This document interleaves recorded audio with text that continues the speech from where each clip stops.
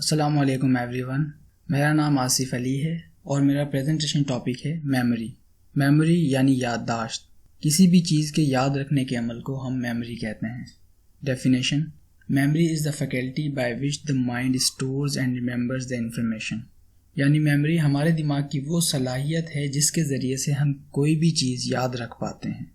जब भी हम मेमोरी की बात करते हैं कि मेमोरी क्या है, तो सबसे इम्पॉर्टेंट चीज़ जो हमें जानने की ज़रूरत है वो ये है कि memory is not a single thing.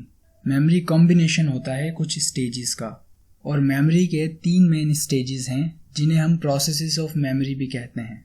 वो 3 स्टेजेस हैं इनकोडिंग, स्टोरेज और रिट्रीवल।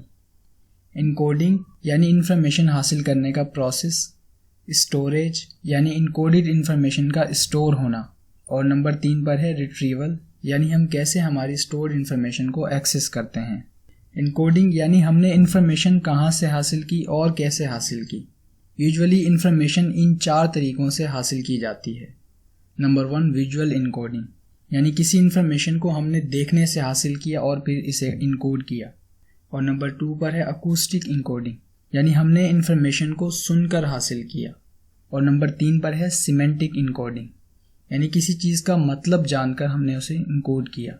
एग्जाम्पल: आप जैपनीज सॉन्ग याद करके गा रहे हैं, पर आपको इसका मतलब नहीं पता क्योंकि आपको जैपनीज लैंग्वेज नहीं आती। इसका मतलब है कि आपने इस सॉन्ग को अकूस्टिकली इनकोड किया था, ना कि सिमेंटिकली।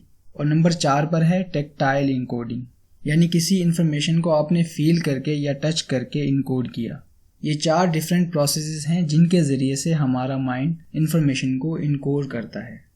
मेमोरी के 3 मेन प्रोसेस में से दूसरा मेन प्रोसेस है स्टोरेज, यानी वो सारी इनकोडेड इन्फॉर्मेशन का स्टोर होना स्टोरेज कहलाता है। कंप्यूटर की तरह कोई भी इन्फॉर्मेशन हमारे माइंड के किसी कोने में स्टोर नहीं होती, बल्कि वो हमारे पूरे ब्रेन में डिफरेंट सेल में डिस्ट्रीब्यूटेड होती है। एग्जाम्पल: हमारे ब्रेन का विजुअल कॉर्टेक्स हमें किसी चीज़ की तस्वीर याद करवाता है, और हमारे ब्रेन का ऑल्फैक्टरी कॉर्टेक्स हमें उसकी महक याद करवाता है, और गस्टेटरी कॉर्टेक्स हमें उसका टेस्ट याद करवाता है।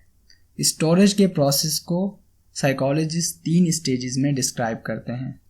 Number 1 sensory memory, number 2 short term memory और number 3 long term memory. Sensory memory हमारी स्टोर्ड मेमोरी का शॉर्टेस्ट एलिमेंट होता है। सेंसरी मेमोरी में इंफॉर्मेशन हमारे सेंसेस के ज़रिए से कॉन्टीन्यूसली और ऑटोमेटिकली हमारे माइंड में आ रही होती है, और ये इन्फॉर्मेशन बहुत डिटेल में हमारे जहन में आ रही होती है, पर कुछ सेकंड्स के लिए ही स्टोर रह पाती है। सेंसरी मेमोरी को भी फर्दर 2 हिस्सों में डिवाइड किया जाता है। नंबर 1 विजुअल सेंसरी मेमोरी, जिसको आइकॉनिक मेमोरी भी कहा जाता है, और नंबर 2 पर ऑडिटरी सेंसरी मेमोरी, जिसको इकोइक मेमोरी भी कहा जाता है। और मेमोरी का दूसरा स्टेज कहलाता है short term memory. Sensory memory से मुसलसल आती इन्फॉर्मेशन से कुछ इन्फॉर्मेशन हमारे शॉर्ट टर्म मेमोरी में ट्रांसफ़र हो जाती है, जिस पर हमने फोकस किया हो या फिर थोड़ी बहुत अटेंशन दी हो। शॉर्ट टर्म मेमोरी की स्टोरेज कैपेसिटी बहुत ही कम होती है, और इसकी ड्यूरेशन भी बहुत कम होती है, और इसकी इनकोडिंग मेनली ऑडिटरी होती है। एग्जाम्पल: आप एक फ़ोन नंबर याद करके लिख रहे हैं, वो नंबर बस कुछ सेकंड्स के लिए ही आपके दिमाग में रह पाता है। या फिर एग्ज़ाम्स के लिए आप पेपर स्टार्ट होने से पहले कुछ मिनट के लिए किसी चीज़ को बार बार पढ़ के याद करने की कोशिश करते हैं, और एग्ज़ाम के बाद फ़ौरन इसे भूल जाते हैं। अब आती है long term memory. Long term memory में कोई भी चीज़ ज़्यादा वक्त के लिए या फिर परमानेंटली याद रहती है।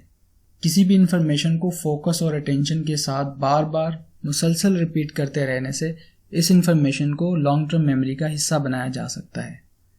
लॉन्ग टर्म मेमोरी की ड्यूरेशन और कैपेसिटी दोनों ही अनलिमिटेड होती हैं, और इसकी इनकोडिंग मेनली सिमेंटिक होती है।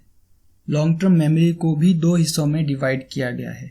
नंबर 1 एक्सप्लिसिट मेमोरी और नंबर 2 इम्प्लिसिट मेमोरी।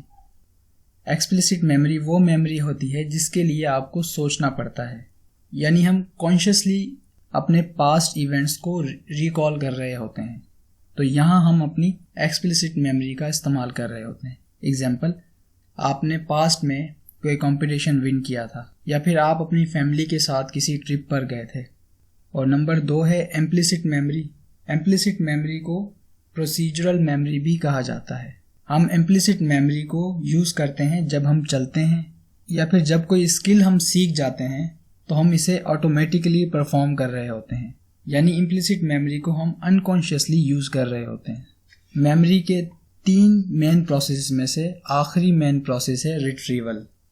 रिट्रीवल इस प्रोसेस को कहते हैं जिससे हम अपनी स्टोर्ड मेमोरी में से ज़रूरत पड़ने पर इस इंफॉर्मेशन को रिकॉल करते हैं। Thank you.